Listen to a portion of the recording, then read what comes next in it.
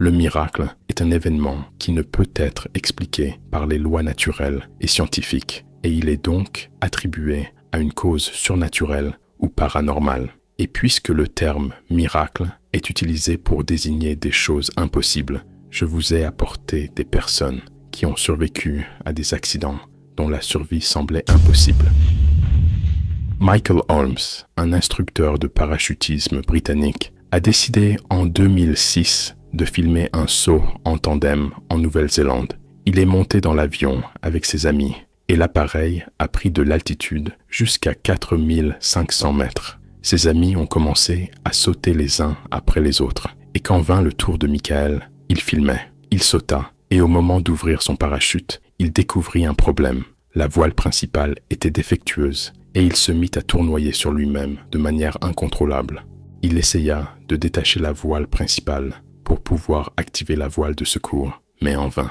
Il tenta également d'atteindre son couteau pour couper les suspentes, mais à cause de la vitesse de chute, il ne pouvait pas contrôler ses mains. Bien que Michael fût un parachutiste expérimenté avec plus de 700 sauts à son actif, à ce moment-là, il ne pouvait voir que sa montre qui lui indiquait qu'il était déjà trop proche du sol. Il comprit qu'il n'y avait plus aucun espoir, même s'il arrivait à ouvrir la voile de secours. Dans la vidéo, on peut entendre Michael dire « Je vais mourir, bye ».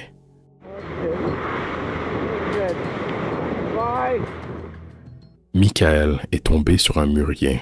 À ce moment-là, l'un de ses amis qui était encore en l'air l'a vu chuter. Il est alors descendu rapidement pour se rapprocher du lieu de l'impact. Lorsqu'il est arrivé, il a trouvé Michael parfaitement conscient, allongé sur le mûrier.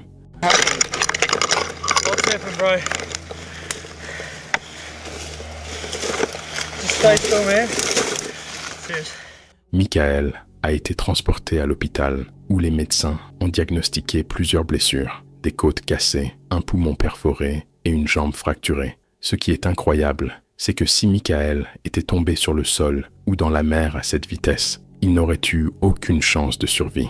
Mais, par la grâce de Dieu, il est tombé sur un petit mûrier et cet arbre lui a sauvé la vie. Bien que Michael ait survécu, il aurait été quasiment impossible de s'en sortir vivant s'il était tombé dans un volcan, comme ce qui est arrivé à Michael Benson et Chris Studdy en 1992. Cette année-là, Michael et Chris se sont rendus en hélicoptère sur un volcan afin de le filmer depuis les airs. Lorsque l'hélicoptère s'est approché du cratère, le volcan était en activité et la fumée intense a fait perdre le contrôle de l'appareil. L'hélicoptère est alors tombé directement dans le cratère volcanique. Where we were, I didn't realize we were inside the cone, inside the crater. I think so. We looked each other over and Chris was fine, I was fine. Craig was the only one that had a laceration over his eye. You're bleeding! What? You're bleeding! Mais, par la grâce de Dieu, l'hélicoptère n'est pas tombé directement dans la lave. Il a atterri sur un rocher qui, miraculeusement, n'avait pas encore fondu. Les 3 hommes ont survécu à la chute, mais un nouveau défi s'est immédiatement présenté. Le volcan était actif et à tout moment, ce rocher pouvait disparaître, avalé par la lave en fusion. Ils ont alors décidé de grimper les parois rocheuses pour sortir du cratère volcanique. La distance à grimper était de 90 mètres. Times where I was grabbing, clawing at rocks, and I would knock some debris down. I just realized that I'd gotten to a point where it was so sheer and dangerous that I could easily grab onto something that gave way and I would fall. À ce moment-là, le pilote utilisa un dispositif de détresse de l'hélicoptère pour appeler à l'aide. L'équipe de secours arriva rapidement, mais ne trouva que le pilote qu'ils réussirent à sauver. Quant à Michael et Chris, ils étaient toujours coincés dans le cratère volcanique, perchés sur un rocher, alors que la température avoisinait les 1000 degrés Celsius. Ils y restèrent pendant toute une journée. Le lendemain, Chris décida de continuer l'ascension de la paroi volcanique, malgré l'extrême danger. Michael, lui, refusa. Il trouvait la situation bien trop périlleuse. Chris entama tout de même son escalade et disparut bientôt dans l'épais nuage de fumée du volcan. Quelques heures plus tard, Michael aperçut quelque chose qui ressemblait à un corps humain tombé dans le cratère. À ce moment-là, il fut submergé par le désespoir, pensant que Chris avait chuté et que lui aussi allait sûrement mourir à tout moment. Mais au cœur de ce moment de désespoir, la pluie se mit à tomber. Elle refroidit légèrement l'environnement autour de Michael, lui offrant un peu de répit. Il resta encore 2 jours à cet endroit, prisonnier du cratère. Michael raconta que, juste au moment où il sentait qu'il ne tiendrait plus, il vit un filet de sauvetage descendre d'un hélicoptère. Lorsqu'il fut enfin sauvé, on lui apprit que tous ceux qui étaient avec lui allaient bien et que ce qu'il avait vu tomber dans le volcan n'était pas Chris, mais un paquet de secours largué depuis un hélicoptère. En 2007, en Australie, se tenait le championnat du monde de parachutisme féminin. L'ancienne championne, Eva, participait pour défendre son titre. Au début de la compétition, le ciel était parfaitement dégagé, malgré les prévisions annonçant une tempête. Lors du saut, alors qu'Eva était en plein ciel, la météo changea brutalement. Les nuages s'épaissirent autour d'elle et elle sentit soudainement une forte traction vers le haut. Avant même de pouvoir entamer sa descente, elle fut aspirée vers les hauteurs dans un phénomène météorologique connu sous le nom d'absorption par un nuage. Eva se retrouva subitement plongée dans une obscurité totale, aspirée jusqu'à une altitude de 9947 mètres, l'altitude d'un avion à réaction. Là, son corps commença à geler en raison du froid extrême et du manque d'oxygène. À cette hauteur, le corps humain commence à mourir cellule par cellule. Ses chances de survie étaient alors estimées à 0%. Après environ 1 heure passée à cette altitude, Eva chuta soudainement à grande vitesse. Elle était persuadée que sa fin était proche, mais, par un miracle, sa chute ralentit brusquement. Son parachute s'était redéployé, corrigé par la force du vent. Eva atterrit finalement à 60 km du site de la compétition.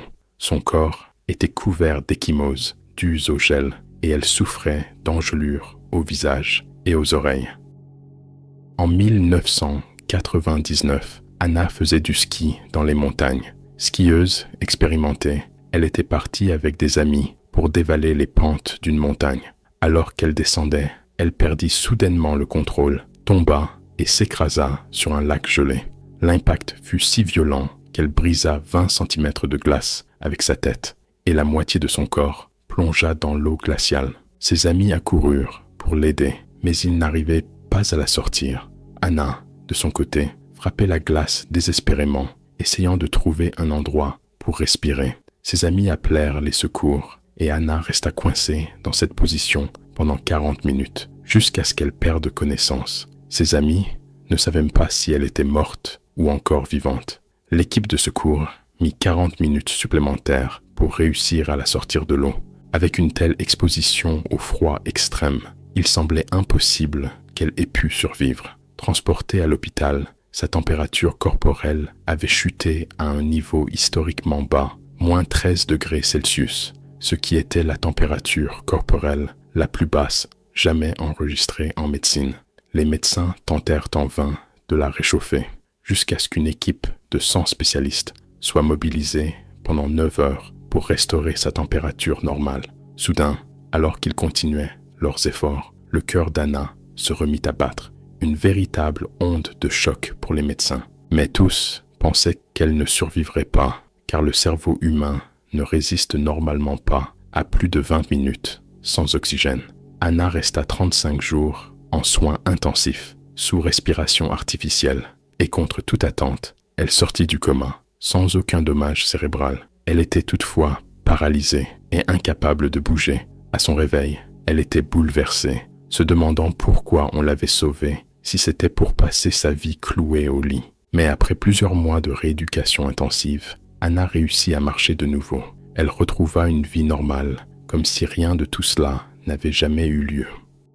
Il est bien connu en médecine que la plupart des personnes souffrant d'hypothermie sévère, dont le cœur s'arrête, ne survivent pas, même si les médecins parviennent à relancer leur cœur. Le cas d'Anna est donc considéré comme un miracle médical sans précédent dans l'histoire de l'humanité.